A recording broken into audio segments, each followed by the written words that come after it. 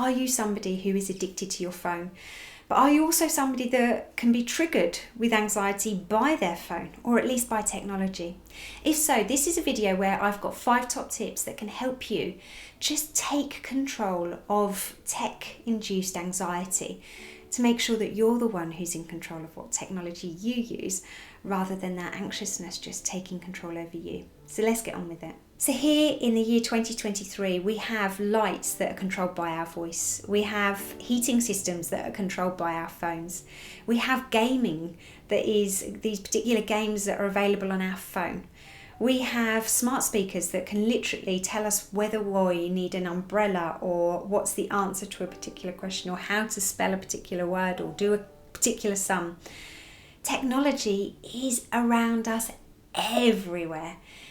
And whilst that's a great thing, we've just got to always check in with it to see what's your relationship like with the technology and the devices that you use. Digital tech has come under great scrutiny over the years, because the thing is though, even though we've got this amazing relationship with technology and how it can help us so much, but what we do have is we have the ability to do that kind of that doom scrolling, or where we're watching videos that are just like a time sponge, or where we've got this addiction to stay aware of the news, or this need to make sure that we are up to date with social media platforms because this fear of missing out, as well as kind of how there's trolls out there and online bullying.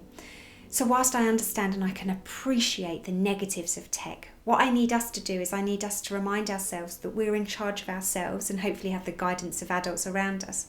But I want you to imagine that you've got glasses on, and you've got to be careful with what you're putting in front of yourself, with what tech and what platforms you're using.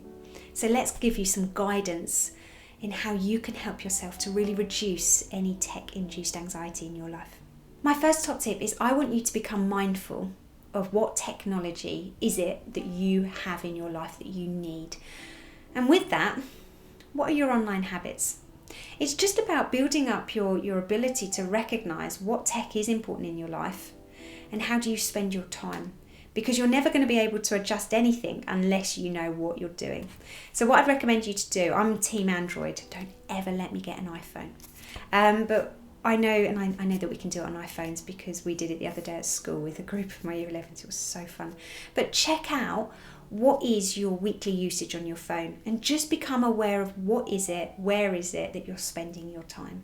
My second top tip is I want you to have a clear up. So when it comes to the technology certainly that you use on your phone, I want you to have a clear up. So when it comes to those apps, I want you to only have apps that you use and that you go on that bring you joy, bring you purpose, and kind of allow you to feel good in life. If there are any apps on your phone that have no purpose, that are old, that you don't use anymore, I want you to have a clear up, because sometimes what happens is that just by looking on our phone with all these apps, it can become overwhelming.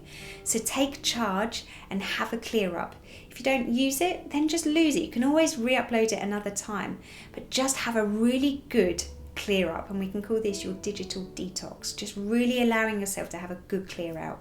My next top tip is about the importance of just being aware of fear of missing out, FOMO.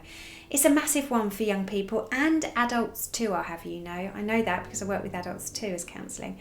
But with that, what I need us to remind ourselves is that there is something that our phones, that our tablets, that social media can provide, and that is almost like a hug. It can allow us to possibly feel less alone in the world.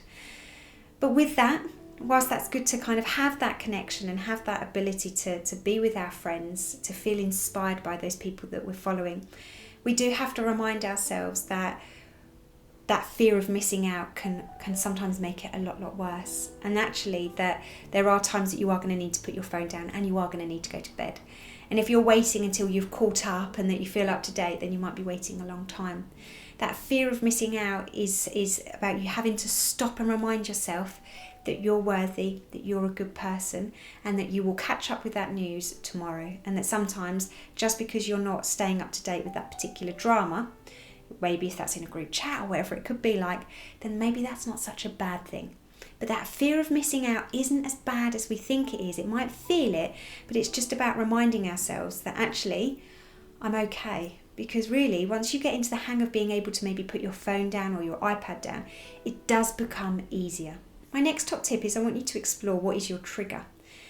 Because sometimes what happens is that we might have a trigger of what we do when we go to, I don't know, pick up the iPad or just go and turn on the gaming console or pick up our phone. And what is your trigger? Is it because of maybe you feeling lonely? Is it because maybe you're feeling bored? Is it maybe because you know that you've got so much to do that you're just simply procrastinating?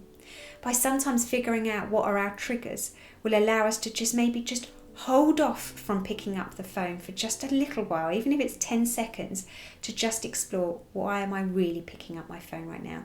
Because I know certainly as an adult how easy it is to just get caught up with, oh, I'll just spend 5 minutes just checking this, and then, I don't know, 20 minutes later.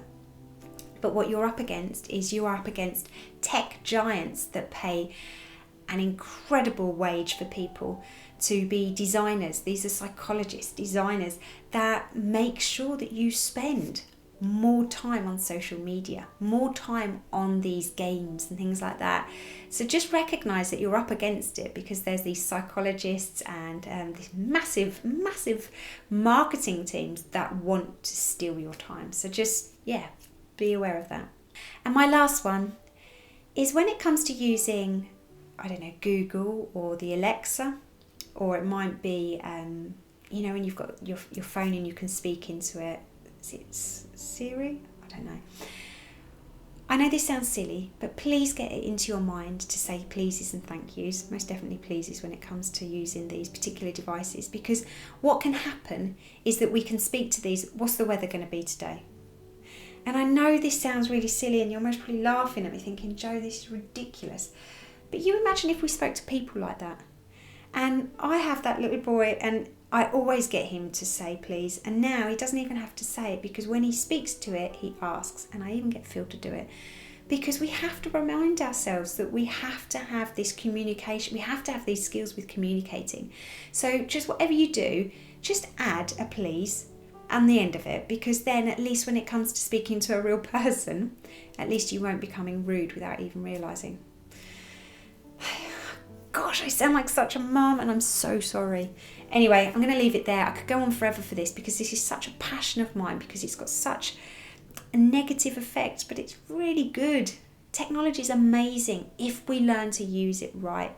And you're never too young and you're never too old to make sure that you've got healthy habits with tech. So anyway, stay awesome and I'll see you next week. Bye guys.